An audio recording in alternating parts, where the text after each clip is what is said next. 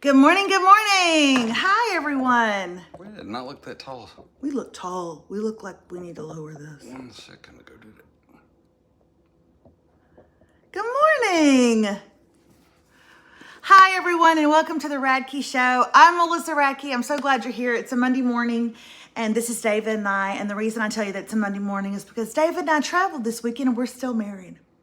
Good. So it can happen, ladies and gentlemen. It can happen. And I only bring that up because most times that David and I travel out of town, we fight.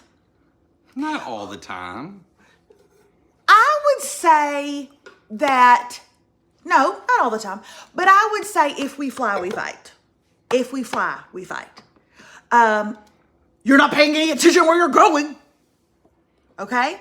You're not paying any attention. You're about to go to a wrong gate. How about this? How about this one? Does this sound familiar? Keep up. Keep up. Why are you going so slow? That happens a lot in an airport. But here we are. Good morning. It's a Monday and we're still married. And I would say it's even a lot of my frustration toward the children.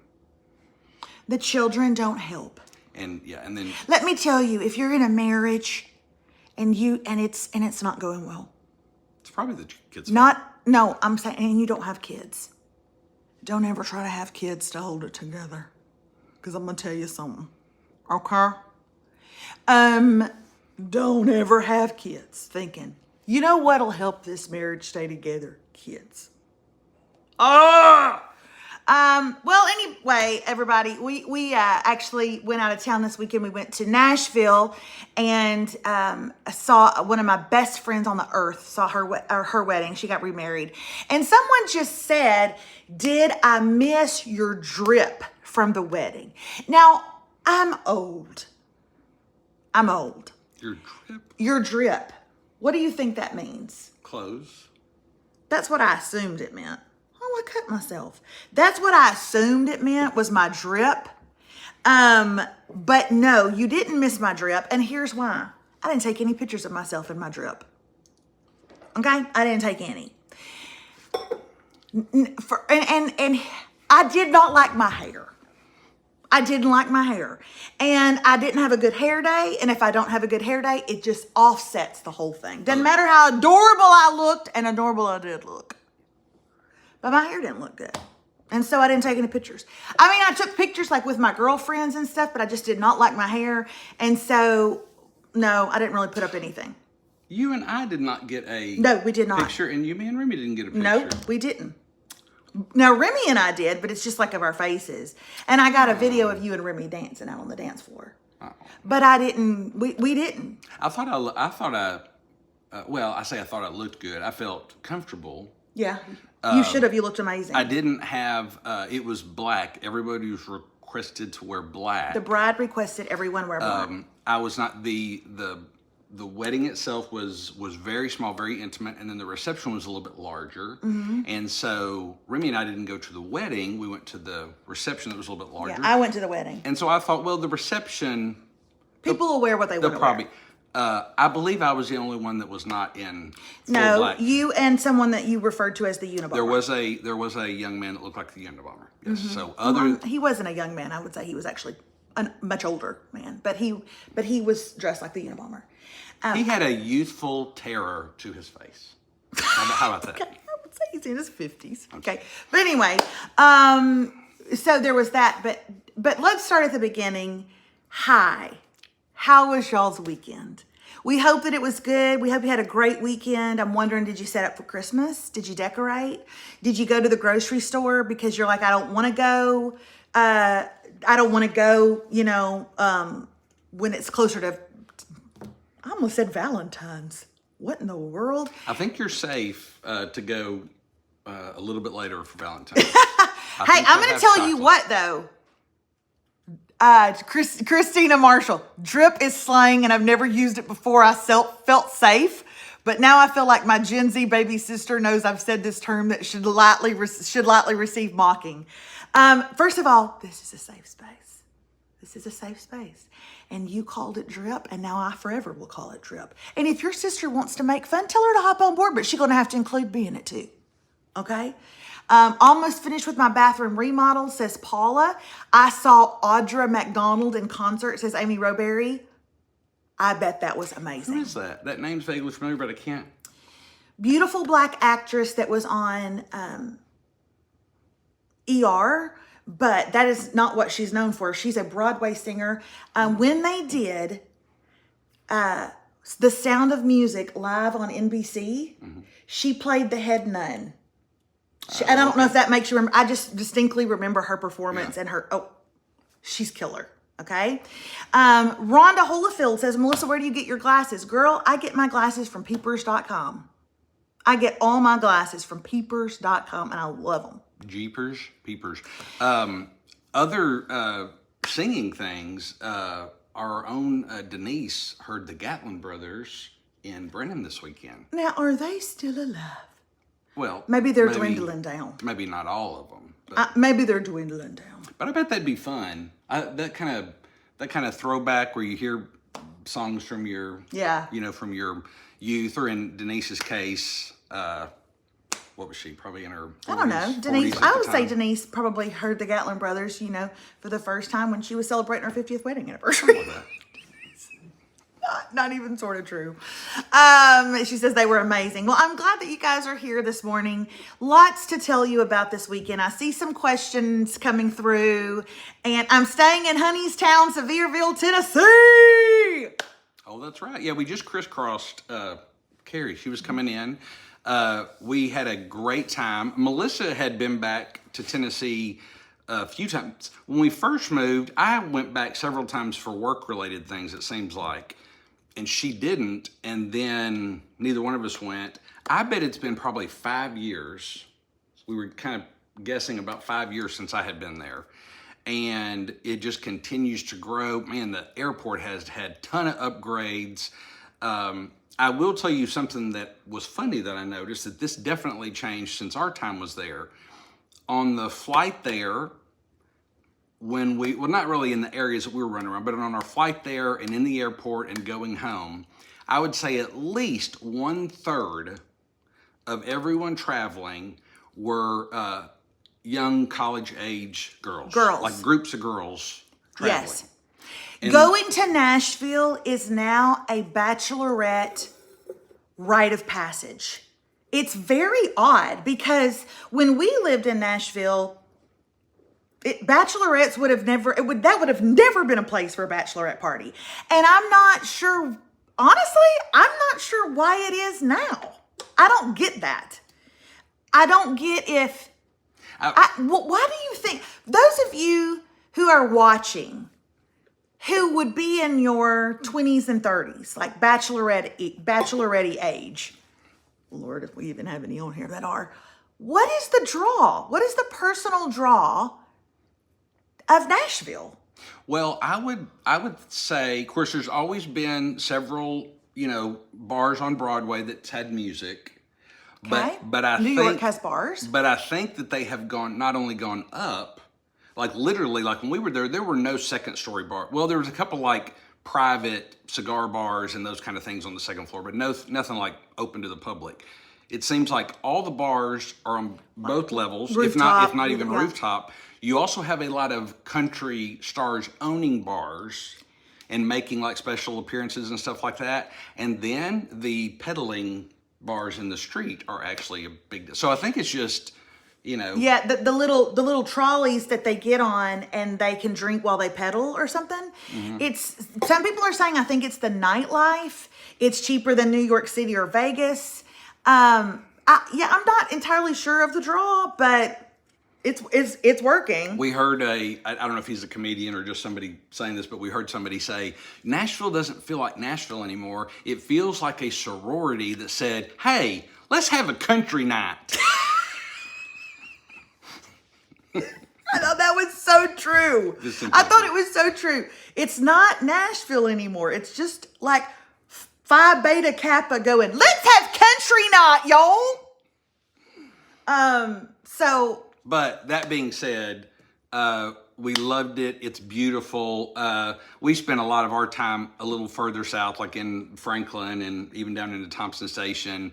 We just love it. We just love it so much. I believe you posted our visit on Friday. Mm-hmm. So as you know, we're kind of doing the college tour with Remy. She's a junior, so actually we're right on time, but she's got a little time to make her decision. We went and saw Vandy on Saturday. Friday. Man, you talk about a beautiful campus. It's about 360 acres. It feels like a park, but you're right in the middle of Nashville. And man, you talk about a different level of education. I told Melissa when we left, like the first orientation thing, I said, I feel kind of stupid. Mm-hmm. I mean, those are some brilliant people. But I get to talk now? Yeah. Okay, you've been talking for a couple of minutes. Let's talk about Vanderbilt, shall we? Now, we had told Remy that, she needed to have a reach school. And that's so that she has something that she's constantly striving for. And Vanderbilt is certainly that. It is certainly a reach school. They have a 6.8% acceptance rate. And so she really have to work to get in. Remy does have the grades that she could if she wanted to. But she did go to UT and look at that, and I'll tell you that in a second. I want to tell you that Vanderbilt is without a question the most beautiful campus I've ever seen. It looks like it's a scene out of the Gilmore Girls. It really does. It's very beautiful. It's what I would imagine the Princetons and the Harvards look like in these beautiful parts of the country. It's beautiful. We went into a very packed room full of parents and teens who were there for the tour. They told us all about Vanderbilt, and it was certainly impressive. After they released us from that room and we stepped out onto the campus, from that moment until the time I got in my car, I was unhappy. And I know that's a very weird thing to say, but I was not happy the entire time I was at Vanderbilt. Now, you need to know something about me and David. Well, I can't speak for David, but you need to know something about me. Whenever I go to a campus, and I have done A&M, and I have done Baylor, and I have done Vanderbilt, and I have done, what's the other one? TCU. Whenever I head to a college, I just say, God, be with us on this tour. Give me, let me see it with your eyes. Let me feel it. Is this where my baby's supposed to be? There's going to be tons of praying that goes into where Remy ends up at school. Tons. But a little bit to guide you in that campus tour ain't going to hurt. I was completely at unease the entire time we were there. And never once did I feel like, I don't feel good about this. I don't think Remy could ever get in here. No, it was never anything like that. I did not like it for her at all. To me, it was a completely closed door. From the get-go. It just was not something that I want to pursue for her. And I don't know why. I don't know why that is. Now, I did go to dinner with a good friend of mine on Friday night, and I told her this, and she said, well, first of all, good for you. Good for you feeling something in your gut either way, right? And she said, now I will tell you that the Vanderbilt sits in the middle of the Bible Belt. But Vanderbilt is not Bible Belt material. Vanderbilt has gotten very, very liberal. I didn't know that, nor did I pick up on that at all, really, from our tour. So, yeah. Did you pick up on that? I didn't. No, I didn't pick up on that. And I've done a lot of research, and I wouldn't say Vanderbilt has, what did you say? What was your word you just said? Very liberal. Liberal, yeah. I wouldn't say definitely comparative. I would say Vandy is really more of a moderate school. And if you actually looked at like the student body, it might even be moderate leaning conservative, which is very different. Some people ask, is Vandy considered an Ivy League? It's not considered an Ivy League. It's as close as you could get to it's one. It's like right after it, because the Ivies were built and locked in years ago, and the religious foundation and all that kind of good stuff. But Vandy and Stanford, and there's a handful that are like right there. They're definitely in that category. So the thing is, most in that category lean extremely Right. liberal. And what we're really looking for Remy, and to be honest, Remy is not extremely liberal or extremely conservative. Maybe leaning conservative is nice, but some place where she can have solid discussions and differing points of view is healthy, and their growth and the conversation and those kind of things. And so we really don't want her any place that's way one side or way one side the other, you know? Somebody said, did she have the same feeling? Did she have an unease? No. Remy had the same feeling that she's had for every campus we've been to, which is this. I will tell you, out of Baylor and A&M, Remy preferred Baylor. Out of Baylor and TCU, Remy probably preferred TCU a little bit more. But pretty much she's just been this. All of them are great. She's really excited, but she stays very calm. And it's funny what you said. It's always the last one. Well, because she loved A&M. It's just like, I think the last thing on her mind is like, but yeah, it just wasn't the school for me, but good Lord, it's just grown up so much down there. And our, it doesn't help too that our tour guide was horrible. He was terrible. Okay. And I got in the car with David and Remy. And I said, I'm going to write him a review and tell him he's terrible. And they're like, first of all, Karen, no, you're not. You're not going to leave the school a review. And David goes, Melissa, he said he was a senior at Vanderbilt. Just let him bide his time and get out of there. Okay. At this point, he's just trying to graduate. Don't tell him he's a bad tour guide. And he was a very, very nice guy, very knowledgeable. He threw way too many personal stories in, and then he repeated almost everything we had heard in the thing. It made it very long. I know it will shock y'all to know that Remy met a boy on the tour. What?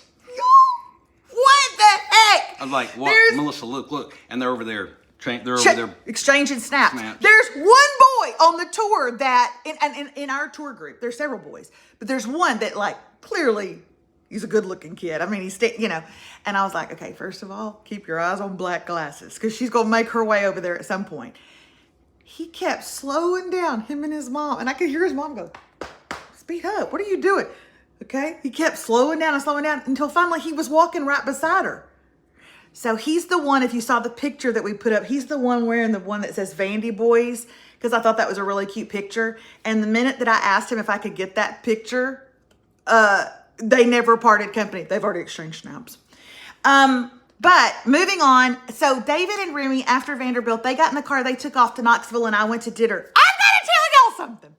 I went to dinner with my friend Teresa. Okay, I also call her T, whatever. Okay, I gotta tell y'all this story. So, I don't know if any of you guys ever listened to my podcast that I did called, I most certainly can tell it. It's not HIPAA. I can tell it. It's not HIPAA. It's not. Yeah, I don't think you should, babe. I don't think you should. David, please. Why are you whispering in my ear while I can't tell it? She is not a doctor and she is not a nurse, and they are not covered by HIPAA. It's not about that. It's still discretion with what she does. And she does a lot of professional people and celebrity type people. And David, please, let me just tell this. That really could. Chances are probably slim, but this is going out to the world and it will be out there forever. It could actually affect her and her business, and you don't want that.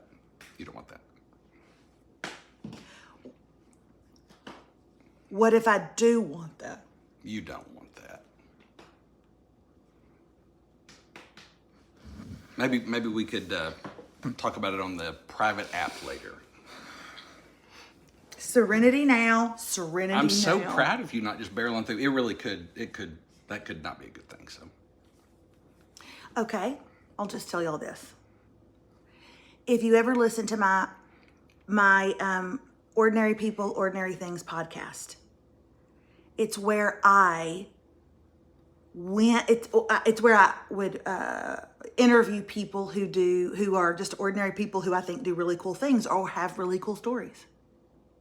One of the last ones I did before COVID hit and we had to shut down and I couldn't see anybody was I did a podcast. I did it live while I was laying on a table, and my girlfriend Teresa, who at the time had a very small business in Franklin, Tennessee, doing colon cleanses,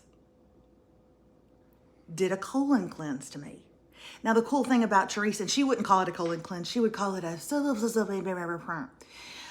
It is much, yeah, I don't know the technical term, but it's much more than a colon cleanse, what she Yeah. does. But you lay there on the table and a tube comes up from under the table. There's a hole where your bottom is. And the cool thing about what she does is there is a machine in front of you that's glass. So everything that releases from your body, okay, goes through this glass machine and you can see it. Now, some of you are thinking, that's disgusting. Oh, and it is. For sure it is, okay? Like when I was watching what was coming out of my body and out of my colon, it was just like a box of Velveeta, just perfectly formed. It said Velveeta on the side. Expires 1989, okay? That's just a whole... But honestly, she was doing one woman and a Barbie shoe. A Barbie shoe came through. And they fell over. Now you need to know, Teresa will ask her clients if she can video, and some say yes and some say no, but she tells them, you will never be seen. I'm just videoing the machine because what comes out of people is very interesting, and it's really the draw that brings other people in, okay? So that is the business that she does. When I saw Teresa on Friday night, I was surprised to learn that the little room that we went into, it was like upstairs in this office building. She's now bought the building. She has 4 employees and a 5th one coming on. She's and put a sauna in her office now because they have found that the hotter you are, the easier you release. So it's a booming business. And I said to her, Teresa, how has this taken off? And she said, well, you're not going to believe this, but I have been, and she's like, and I'm not a nurse, I'm not a medical, but I've been trained to do this, but. Yeah, she's so highly there's no certified HIPAA. But she's highly certified in what it is she Oh, does. for sure. Yeah. But she said, doctors recommend me to their patients. And so I've gotten so much referral from doctors around town. And she said, but a large part of my business is the music industry. And probably because it's kind of expensive to do it, right? And these famous people can afford it. The reason David won't tell me is because there was someone coming in. Before you say Morgan Wallen, no. It was an interesting story, and I wanted to tell y'all about it, but David's right, I shouldn't do that. So Do you that's remember what the it name is. of her place off the top of your head? I do not, and I have it. I follow her on Facebook. You can look her up under Teresa Greco, and it shows in her about info. David's always right. She would probably recommend a coffee enema, but she would recommend a certain kind. THER. Okay. It's called The Body Benefit. The Body Benefit. And I guess, so technically she is a colon hydrotherapist. Colon hydrotherapy is what she calls it. And it's called The Body Benefit. Colon hydrotherapy. Managing your gut health in a safe and soothing environment. Okay, and it's in Franklin, Tennessee. Yeah.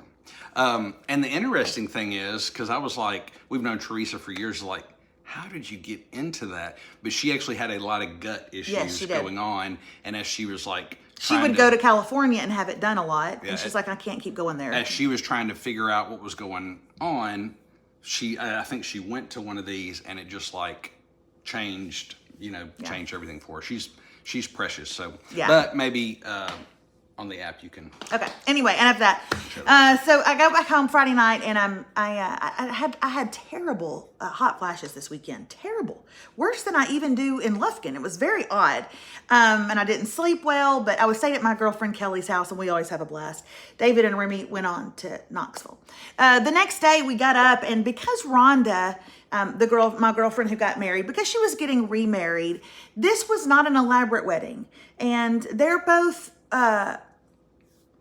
middle-aged adults. They don't have parents that are paying for this wedding, and so they wanted to keep it very simple. So Saturday morning, Kelly and I got up and went over and helped set up tables for the reception and everything. And boy, they did it on a budget, but boy, they did it up right. And it was just really, really beautiful and very simple. It was in the courtyard at her brother's house, that was her birthday party. Her 50th birthday party was last year. This was at the courtyard in her brother's house. Her brother has a beautiful blue door that leads from his courtyard out into the neighborhood. This little oval shaped, old looking, it looks like something out of the Lord of the Rings, blue door. And the very first date that Frank ever invited Rhonda on, COVID hit and they had to stay 6 feet apart. So their first date, that door stood between them. She was on one side and he was on the other. He wanted to be with her so badly that even though he couldn't take her out because everything had shut down, he brought a chair and she brought a chair and they sat between that door and they talked. And so that's where they wanted to get married. And it was really so lovely and beautiful. And I'll get to that wedding in just a second. But while Kelly and I were setting up, Remy and David were touring the University of Tennessee. And I will tell them about Remy and everything after, but tell them about that Knoxville and how much you love that. Well, I mean, Knoxville's a great city. We got to go there a few times when we lived in Nashville. I got to go to a game one time. I had a buddy of mine playing for UCLA that came in. It's a great area. Actually, our production company that did our show is based out of Knoxville as well. And honey, how close to Knoxville are you? Because you were saying, I can't wait to hear what Remy thought, but I didn't know that you were necessarily near Knoxville. Well, she may be, but Mickey is in Sevierville, which is not far at all. Okay.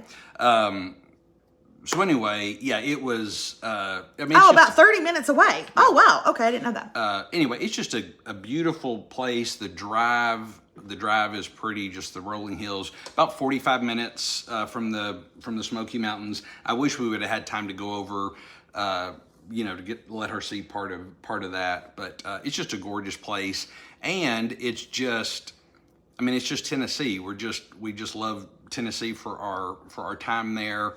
It's just beautiful. The campus is beautiful. Obviously, it's probably closer to 30,000.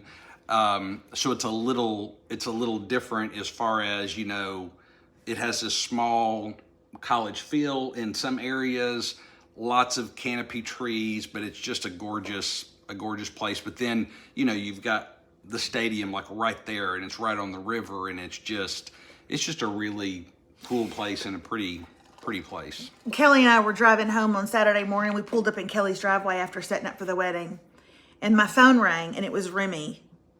And she said, "Hey, Mom, do you have time to talk?" And I said, "I do. What's up? Aren't you on your tour?" And she said, "Yeah, we're still on the tour. We only have about 15 minutes left, but people are kind of asking questions, and I just kind of walked off to the side to call you." And I said, "Oh, okay, Dad sent me some pictures, and it looks really pretty." And this is what Remy said. "Mom, I have gone to 5 campuses for you. I have looked at 5 different schools, but I've never felt happier or more peaceful on a campus than I do this one. I love every single thing about it.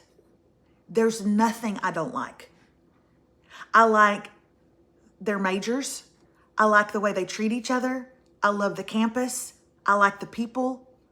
I am walking around in my heart saying, dear God, why are you making me feel like this? Dear God, why are you making me feel like this?" I said, well, first of all, God's not making you feel anything. Dad and I always pray for a little clarity, that you would have a little clarity. But she was just like, this is my favorite. This is hands down my favorite. Would it be okay? It's like she was asking if she could start courting somebody. She goes, would it be okay if I add this to the top of my list? And I said, yeah, it would be okay. It would be okay if you, but I want you to know, Remy, Dad and I are still going to pray about it. Okay. And she said, that's fine. We woke up, that was Saturday morning. Sunday morning, we woke up to head to the airport, and Remy said, well, what did God tell you? And I said, it don't work like that. She said, you said you'd pray about it. I thought he might have said something to you last night. I said, no, he didn't. And if he tried, I had a lot of things going on. Okay? So that's not how it works. What we do is we fill out a bunch of applications. Then, when you've been accepted to certain ones, then we really lay hands on them and we pray. Well, and then we wait to see the financial. That's offer right. They send back, because it's an incredible place. Would be happy for her. Not so happy for us if she'd be that far away. I can tell you this, Honey Hale being 30 minutes down the road does help me a little bit. That does help me a little bit. Well, and Mickey is. No, Honey Hale being down the road helps me. Mickey being down the road has offered me zero comfort. Okay? Well, the thing with Mickey is Mickey could be 30 hours away and her prayers are going to get. That's true. Honey, I mean, she would go cut a man if we needed. This is the University of Tennessee. Well, I'm going to tell y'all what, it went really great, but when that baby said, I keep asking God, why are you letting me feel this way? Why are you making me feel this way? So this morning, my daughter walked into our bedroom. She went just like this. She had 2 pill bottles. She went, Mama, one of these is for anxiety and one's for ADHD, which is which? Because I need to know which one to take. And I said, you know what question you can't ask me? 12 hours away? Which pill is which? Okay. Then she said, Mom, can you stick me one of those sausage biscuits in the air fryer? David yelled down the hall. You know what you can't do 12 hours away? Get your mama to put something in the air fryer. She said to me last night, we were home at the house. We had unpacked. We were just hanging around the house. And she looked at me and this is what she said. I miss you this weekend, Mom. Feel like we didn't hang out. Didn't spend any time together. I said, my God, you all but nursed. Okay? You sat right between David and I on the plane. You all but nursed on me this weekend. You were right under my boob. You know what I won't be? Near you when you're in Knoxville. So anyway. I'm glad she's getting excited. And the thing is, we wanted her to see big schools, and she didn't really have an interest. Big schools and little schools, swing schools and sheep schools. Well, she didn't really have a desire for a small school, and we even talked about that a little bit more this weekend. She doesn't really think that she wants anything smaller than, she goes, I don't know if I want to put a number on it, but like anything smaller than like the Baylor or TCU, and they're in the 12 to 15,000 range. She wants something a little bit bigger. They actually said a cool thing at University of Tennessee. They said a big school can feel small, talking about their organizations and their dorms and the things you're involved in. But a small school cannot feel big, And so I do think she wants something a little bit bigger. And so I still think she will most likely. We're probably done for this season right now. I think probably in the spring she'll probably still want to. She's talked about doing a little SEC run, over to Florida and hitting a couple of schools and just kind of getting some, seeing a few more. But yeah, it will break my heart if she goes, if she's more than 3-4 hours away, because it's just harder to get to her. But she's working hard in her grades. Somebody asked earlier if she's cracked an ACT book. Boy, has she. She has. She's been working hard. She's got her first ACT in about a month. And so anyway. I enjoyed this moment at the wedding reception when we were walking through the buffet line and I was trying to get myself a piece of lasagna. And Remy decided that was a perfect time to lean over and say these words. Pretend like you're getting lasagna, okay? Did I tell you they have a body farm? And I went just like this. I went, I'm sorry, say again? They have a body farm. You literally watch bodies decompose. I said, okay, well, let's take that down a notch here at the buffet line. You guys, Saturday morning when Kelly and I were driving home, back to her house, I said, Kelly, why do things like, I know divorce happens, but what Rhonda went through was the kind of divorce you don't wish on your worst enemy. The divorce that my best friend went through was so cruel and so mean. And it was from a man who left her. He left her 10 years now. She's been divorced. And he has maybe had contact with his adult children, maybe twice.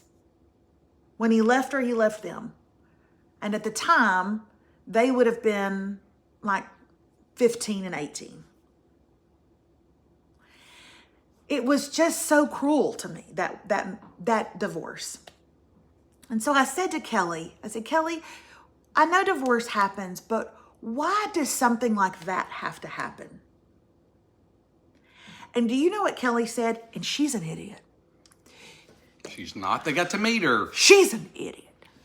She said, so that God can always show his redemption. And Frank is the redemption of that. This marriage is the proof of God's redemption. Because Frank went through a terrible, tragic divorce as well. I don't know any of the details, nor do I want to. I just know Rhonda's because I walked with her through it. But when we were at that wedding, and at the wedding there was 24 people, that's it. And she comes walking down that aisle. And she has on this long white skirt, but a black top with it. Like it was a one-piece dress. But, you know, Rhonda's never going to do the traditional. And why would she? It's her second marriage and she's a grown woman. She can do whatever she wants. This black lace top that's connected to this beautiful, she looked stunning. And this grown-ass man is all but doubled over crying. And they had this moment where they read a letter to each other, and it was both about how broken they were when they met each other from these divorces. But it was just so redemptive. That's the only word that Kelly leaned over to me in the wedding. It was Kelly and me and Carrie and April. We were all sitting together. And Kelly leaned over and she said, what other word can you call this but redemptive? Which redemptive, what is the definition of redemption? I don't know. But it's just like making whole again. Making all things new again. I mean, what other word can you call it? And sometimes you have to have those things to even notice the beauty in these things, right? And I took videos of the wedding all night long, just little snippets here and there, and I'm going to put them together, and I'm going to do a voiceover and put them up, but I can't do that until Rhonda posts daggum pictures from the wedding. I can't. She's like, no, don't put up anything until I do. But for anybody who is single and watching this show, and they don't want to be single. Or maybe it's anybody who is widowed and they don't want to be. They want a companion. They want somebody they can live the last half of their life with. They're not asking for their first love or the greatest love of that. They're just they want somebody. They don't want to be alone. God's just never done. He's just never ever done. And he has 4 big old boys. 5? 4. 4 big old boys. And she has a boy and a girl. And she walked through the line and gave each one of them a rose, and she whispered in each one of them's ear something. And then before the pastor said, you can be seated. We're going to have a moment of prayer. The children would like to have a moment of prayer around Rhonda and Frank. And then all 6 of those kids just gathered around them and laid hands on them. And here's the thing too, there ain't an ugly kid in the bunch. There's not an ugly kid. You would think that maybe, possibly, when 2 families join together, there's going to be a real booger in there somewhere. You know what I mean? There's not. They're pretty, and all of their kids are pretty. And they're just so freaking happy. And they're so weird, and they found each other. Like when they walked into the reception, do you know what song played? You were a little late. Oh, yeah, they were, yeah. They walked into the reception to the theme song from Weird Science. Really? David, I knew she loved Weird Science. She's quoted it forever, and I would always say, you're never going to find anybody by doing this. But she did, and Frank can quote it too. So They're two two really funny people too. Yes, Very Lord. Lisa Watson says, I'm divorced and I'm happy. Marriage doesn't suit me. Well, then clearly I wasn't talking to you. All right, ding-a-ling. I don't necessarily want to be single, but I love my freedom and can't sleep in the same bed with anybody else. Then I wasn't talking to you. That's just so precious. It's just really, really beautiful. And it's so hopeful. So I'm so glad that we're home, though. Glad that we got to tell you guys about it. And I don't know, just have hope today. Just have hope today, because it's never ever over. Lisa Watson, perhaps that's the reason that you're single. And you know what I mean? Because you love weird science. Of course, this is coming from someone who's never seen it and don't want to. So have a wonderful day the rest of today, you guys. Have a great, great day. We'll see you tomorrow here on The Radke Show. So happy to be home and back with you guys. Hey, keep your mind alert for your questions for We're Here For You Wednesday, this Wednesday. Go ahead and email those questions to melissa@melissaradke.com. Doesn't matter if it's funny, serious, something in between. We'd love to tackle your question on Wednesday. And as a reminder, we will not ever share names. I mean, unless someone says, share my name. Although someone today said, Melissa's acting mid today. Could y'all please email for Wednesday? Okay, here's a question for Wednesday. What does that even mean? Mid, like maybe not too excited, not too loaded. Melissa's acting mid. I don't know what it means, but email it in. We're going to discuss it on Wednesday. Hey, have a wonderful, wonderful day and a start to your week, and we'll see you guys tomorrow. Bye.